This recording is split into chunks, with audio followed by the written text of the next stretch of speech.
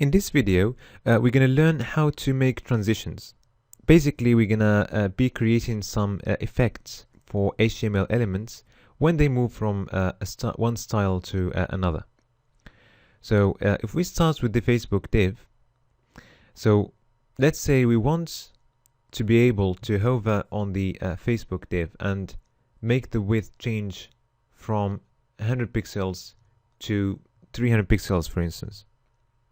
So how are we going to do that? So first of all, we need to use a transition property in the Bluebox class.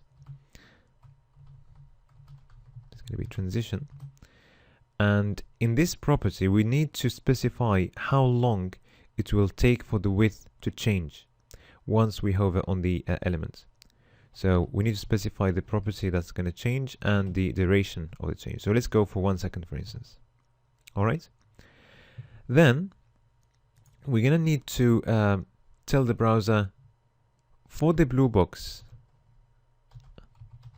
class, if we hover on any elements of that class, okay, so the syntax is like this.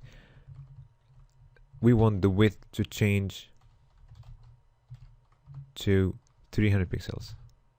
So what does it mean? So this is the class, dot followed by the name of the class, and then colon, and then the action is hover, and basically we just specify what's the new style that we're expecting. Okay, so now once we hover on the Facebook elements, we can see that the width is changing, and that's the transition effects that we see there. Okay, so first of all, we added the transition property with the duration for that property of the width, and then we specified for that class, when we hover on the elements of that class, the width changes to 300 pixels. Okay, so let's try something different with the Apple div. So let's set the width first to 100 pixels. Now we want to be able to hover on the apple and change both the width, the height, and also create a 3D transform with the rotate X. Okay, so to do that, first let's set the transition property. Okay, so we want the width to take 1 second to change, the height to take 1 second as well, and the transform property to take 1 second as well. And now we need to define the okay, it looks like we're doing the green box here. Okay, that's fine. Let's carry on with the green box. Okay, so now we need to tell the browser that when we hover on the green box class, what's the new style?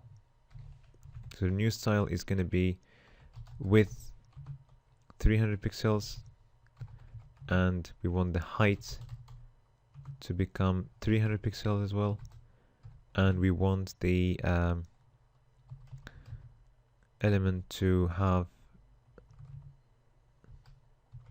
a 3D transform, which is a rotate X, and we want that to be 180 degrees.